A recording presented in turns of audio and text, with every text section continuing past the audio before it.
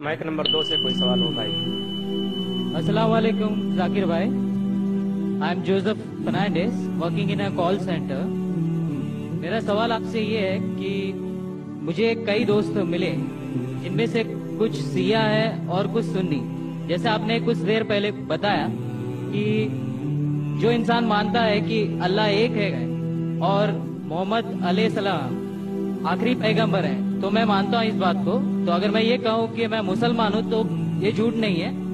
لیکن مسلمان بننے کے بعد ایک نماز پڑھنا بہت ضروری ہوتا ہے اور کچھ طریقے ہیں جو دونوں ہی دوستوں نے مجھے بتائے لیکن ان کے طریقے الگ الگ ہیں. تو مجھے یہ سمجھ میں نہیں آیا کہ کس کا طریقہ میں اپناؤں کیونکہ دونوں ہی اپنے طریقوں کو صحیح سمجھتے ہیں.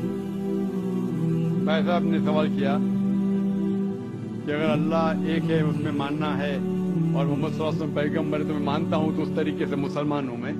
لیکن میرے دو دوست ایک شیعہ ایک سنی اور مسلمان بننے کے لیے نماز پڑھنا ضروری ہے تو کس طریقے سے نماز پڑھوں؟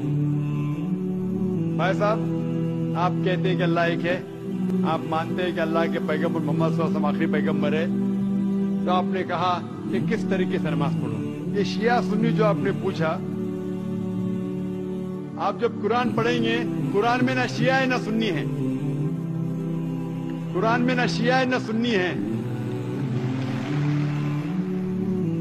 قرآن شریف میں کہا گیا ہے سورہ عمران میں سورہ نمبر 3 آیت نمبر 103 میں وَاعْتَصِمُوا بِحَبْلِ اللَّهِ جَمِيعًا وَلَا تَفَرَّقُوا, کہ آپ آپس میں اکٹھا ہو کے اللہ کی رسی کو مضبوطی سے پکڑو. اللہ کی رسی ہے قرآن اور صحیح حدیث. تو آپ دیکھیں قرآن میں کیا لکھا ہے اور اللہ کے رسول کے صحیح حدیث میں کیا لکھا ہے. تو جو بھی آپ سے کچھ کہتا ہے اگر قرآن اور صحیح حدیث کے مطابق ہے آپ اس کی بات مانو. جو ذاکر کہتا ہے وہ بھی کچھ اہم نہیں اسلام میں, ذاکر اسلام میں زیرو ہے. جو ذاکر کہتا ہے وہ بات ماننا ضروری نہیں, لیکن جب میں قرآن کا حوالہ دیا تو آپ کو قرآن کی بات ماننا فرض ہے. جب میں صحیح حدیث کا حوالہ دیا تو آپ کو صحیح حدیث کی بات ماننا ضروری ہے. تو اسی لیے کوئی بھی شخص کچھ کہتا ہے اگر اختلاف ہے اس میں تو پھر سے رجوع ہو جاؤ قرآن اور حدیث کے پاس, کیونکہ قرآن میں لکھا ہے سورہ نساء میں سورہ نمبر 4 آیت نمبر 59 میں ورس نمبر 59 میں اطیعوا اللہ واطیعوا الرسول, اللہ کی اطاعت کرو, اللہ کی بات مانو اور اللہ کے رسول کی بات مانو. اور وہ لوگ those who have been charged with authority, جو اولو الامر ہے, وہ لوگ جو آپ کے امیر ہے.